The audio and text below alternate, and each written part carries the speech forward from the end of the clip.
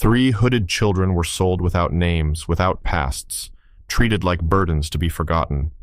Men in long coats came to take them back, certain no one would stand in their way. But when one boy spoke Martha's name, everything changed. And what followed proved that some bonds run deeper than time, and justice knows how to wait. The rain had turned the gravel road into a patchwork of dark puddles, each one reflecting the flickering lanterns of the monastery yard like broken glass. The scent of old wood, wet earth, and something faintly medicinal hung in the air. Martha Grayson stood silently at the edge of the auction tent, her gloved hands folded tightly in front of her, as if shielding herself from what was about to unfold. The wind tugged at the edge of her coat, but she didn't flinch. She had come here for reasons she hadn't fully admitted, not even to herself.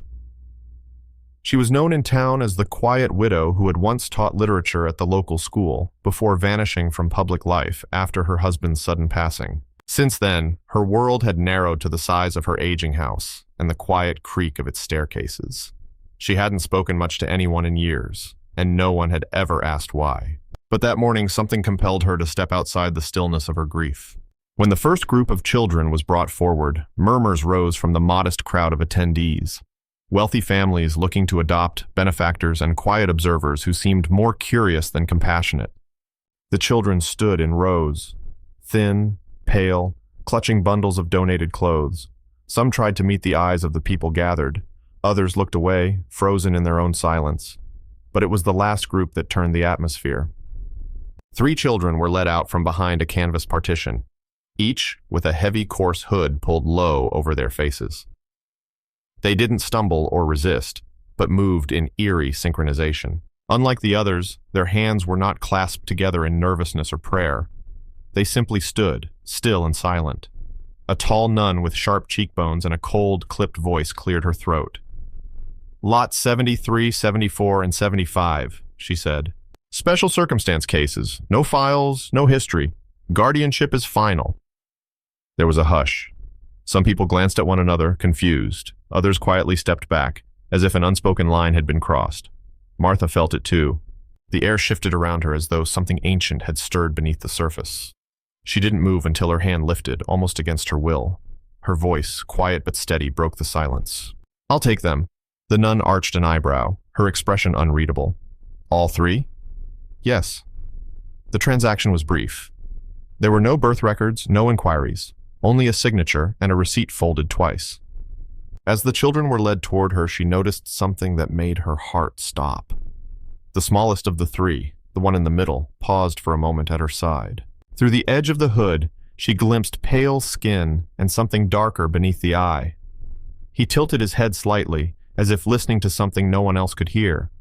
Then, in a voice barely above a whisper, he said, "Martha." She froze. He said it not like a stranger testing a name, but like someone remembering, someone recognizing. And in that instant, the cold of the rain disappeared. Her breath caught in her chest, not from fear, but from something deeper, like hearing the echo of a lullaby she had long since forgotten. She didn't ask how he knew her name. She simply nodded, and they walked away together. The Grayson house sat at the edge of town, past the fields where the telephone wires dipped like tired arms, and beyond the crooked fence that had long forgotten its purpose. It was a 2-story structure of faded brick and ivy-choked walls with shutters that groaned in the wind and a chimney that hadn't seen smoke in years. It was not grand, it was not beautiful, but it was quiet. And for Martha, that had always been enough. She prepared the guest rooms before their arrival, dusting linens that hadn't been touched since her husband's illness, and carefully placing old books on the bedside tables. She chose not to remove the hoods. She told herself it was out of respect for their privacy, or perhaps their trauma. Whatever it was they had endured before coming to her. But the truth was more elusive. Something about those coverings felt necessary. The children did not speak, not to her, and not to each other. They moved like shadows through the house. One lingered near the window in the front parlor, always watching the road. Another paced the second-floor hallway at night, the floorboards creaking rhythmically beneath small feet. The third, perhaps the smallest, remained closest to Martha, sometimes standing just beyond the doorframe while she read, as if drawn by the cadence of her voice even in silence. At first, she tried to maintain structure. Breakfast at 8, reading time at 10, garden chores in the afternoon. But the children followed no routine. They ate when she wasn't looking, left the beds unslept in, and never touched the toys or books she set out for them. Still, they caused no trouble. There was no mess, no noise, no tantrums, only presence, like a storm hovering just beyond the horizon. One evening, as the sun bled into the distant hills and the kitchen clock ticked louder than usual, Martha stood at the sink washing the same plate for the third time. Behind her, the smallest child, the boy who had said her name, entered the room without a sound. She turned, startled but not afraid. He did not speak. Instead, he pointed to the dining table. 3 places were set, 3 glasses of water untouched. "You don't eat with me," she said, more to the room than to him. "Why?" He tilted his head, as if the question puzzled him. Then, for the first time since their arrival, he reached up with small hands and slowly pulled back the edge of his hood. Martha felt the air still. There was something familiar in his features. Not exact, not literal, but something deeply felt. The curve of his brow, the softness around his eyes, the shape of his mouth. She blinked and suddenly saw not a child, but a memory-given form. A face she had cradled once, long ago, in a hospital room heavy with heat and quiet prayers. "You," she began, her voice cracking under the weight of something she didn't yet dare name. He didn't confirm. He didn't deny. He only stared at her with that calm, steady gaze. That night she didn't sleep. Instead, she wandered the halls of her home like someone retracing steps they'd forgotten they ever took. She passed the old study, where a photograph of her and her husband still hung. She lingered by the staircase, remembering the echo of laughter that hadn't filled the house in more than a decade.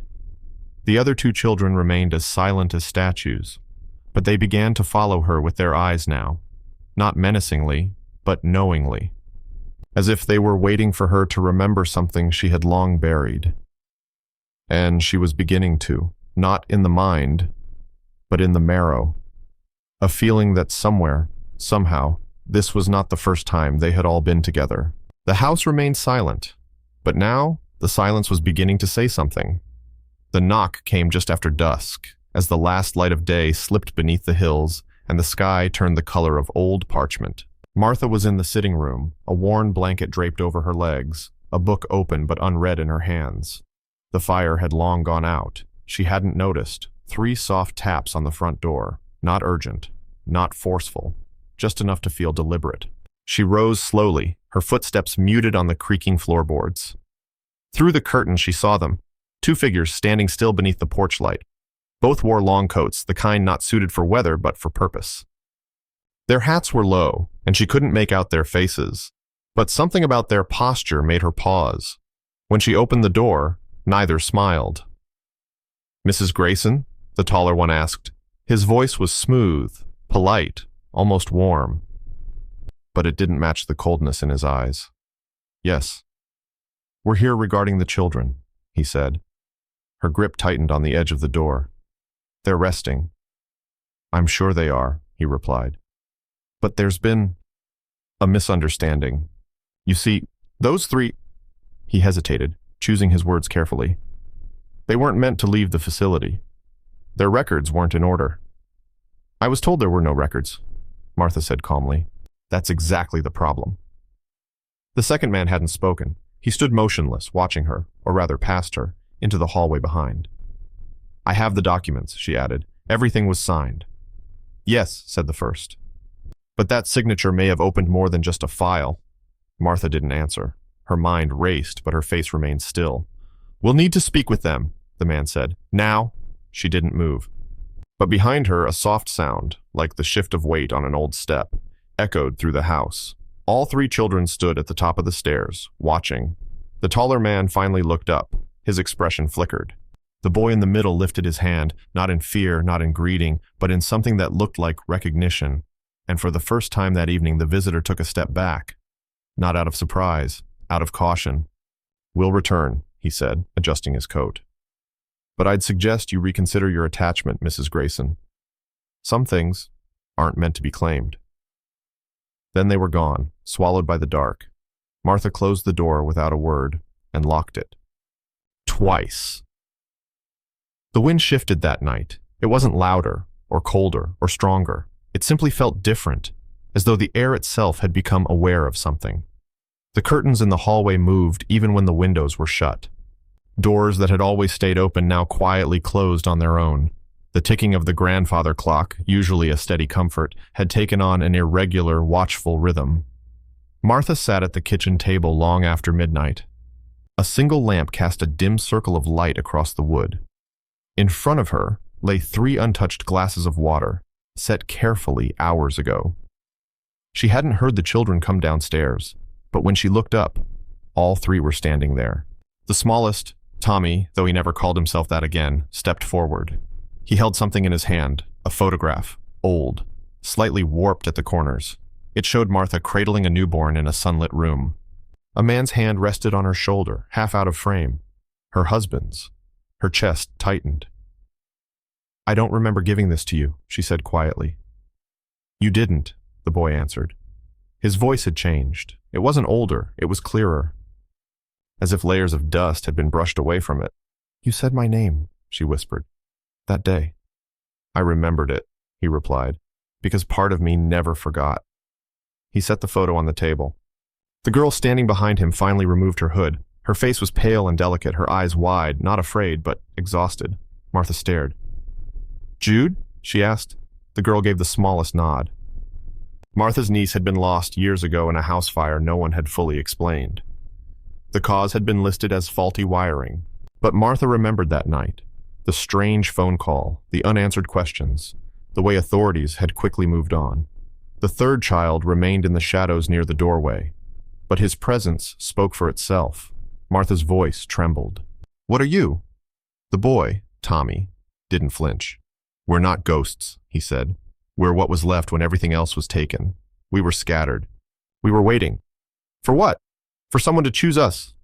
Martha felt the weight of those words settle deep inside her. Somewhere between truth and memory, a door had opened. These children weren't strangers. They were echoes caught between time and forgetting.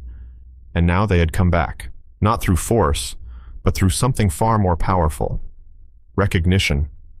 Outside, the trees swayed without wind. "What happens if I don't keep you?" she asked. "You forget again," said Jude, "and we go back." "Back where?" None of them answered.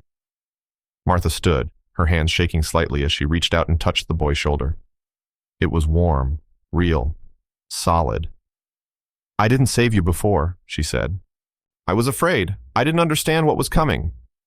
"You do now," Tommy replied. Martha closed her eyes.